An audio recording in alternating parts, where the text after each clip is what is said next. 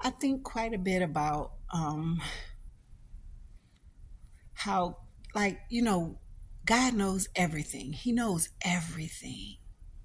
He knows your beginning before your beginning. He knew you before the foundation of the world. He knows your ending. So he knows whether you're going to choose him. That's how he knows those that are his. He knows whether you're going to reject him. That's how he knows those that are his. And I think about that a lot, right? I think about that because the life that I led, I, I threw God to the wayside most of my life. Most of my life, I was like, okay, Lord, I'll come back. Please don't come back before I come back. And don't let me get so far that I can't come back. That was my conversation with him most of the time. Because I felt like I was never doing the right thing and I couldn't do the right thing and I didn't want to play with him. So, but the people that I chose to hang around, the people that I was attracted to, were not people who walked in the spirit. They definitely didn't walk in the spirit. Um, and that's what I was attracted to, the not walking in the spirit. Though in my heart, I had a love for the Lord, but I didn't live that thing out. You know what I'm saying? I had a desire, but I had not made God my choice. And so throughout the years, I've often wondered, because I've heard about, and I can't explain it. I don't have any answers for anybody's questions.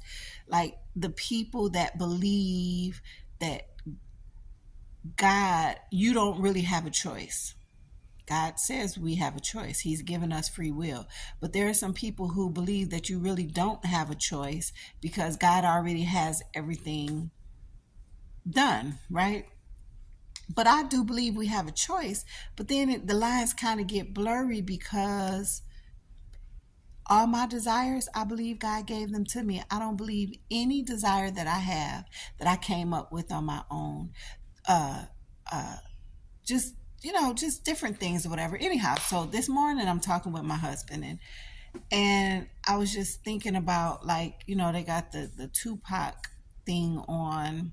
My daughter and I have been watching that, and we were talking about Michael Jackson and his life. And now, of course, we don't know anything about these two individuals, but just knowing about them or hearing things about them. Um,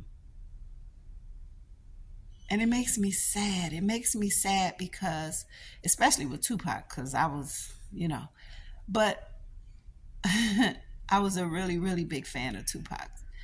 But I just felt like he was a good person. And it's so many good people. It's so many good people who make bad decisions. I was a good person, but I made a lot of bad decisions. And I was talking with my husband, and it's like, I feel so bad because it's a lot of people that I know who are good people, but they made bad decisions and they're not even here anymore. Or they're in prison, they're not here anymore. What's the difference between me and them? I'm thankful. I'm so thankful that I'm here and I chose God. I'm so thankful. My question was, what's the difference though between me and them? It's not that I'm so special. You know what I'm saying? God sees me as special, but I'm saying, like, I'm not better than anybody. What's the difference? And so as we were talking, it just came out like, you know, God gives not just me, but all of us a desire for Him. He puts it in us. The desire for Him is there, but we have to choose Him. The desire for Him is there, just like the desire to sin is there. But we have to make a choice. Even in the Bible, it says, I said before you life and death, you choose. You do have a choice. So He gives us a desire for Him, but if we choose sin, He gives us a desire for him. He also knows our beginning to our end. He knows how long each of us is going to be on this earth. And within that time from birth to death, you have a chance. You have a choice. You have free will. You can choose him or you can choose sin. You can choose eternity with him in heaven or you can choose eternity without him in hell. But you only have a limited time, but nobody knows how limited their time is. Nobody knows that. You could die this afternoon. You could die tonight. You could die tomorrow. You don't know. And so that just makes so much sense to me. It's like all of us has a desire for the Lord until we reject him and no longer have that desire. But he gave it to all of us. It's not that one person is greater or better than the other. He's given it to all of his image bearers. Each and every one of us that are alive are his image bearers, and he's given it to us, but we have to choose him.